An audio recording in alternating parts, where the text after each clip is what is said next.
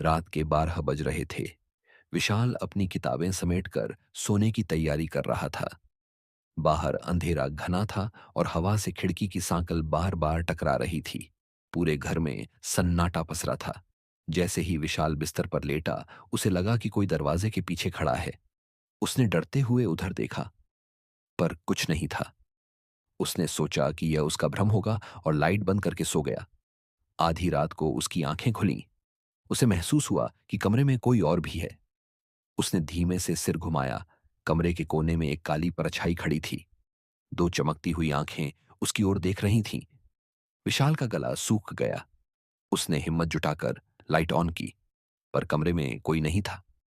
डर के मारे उसने फिर से आंखें बंद कर लीं। अचानक किसी ने उसके कान के पास फुसफुसाया, तू मेरी जगह पर सो रहा है। विशाल चीखते हुए उठ बैठा, लेकिन अब कमरे में कोई नहीं था। पर उसकी चादर जमीन पर गिरी हुई थी और कमरे के कोने में अब भी एक धुंधली परछाई हिल रही थी। स्टोरी पसंद आए तो चैनल को लाइक एंड सब्सक्राइब करें।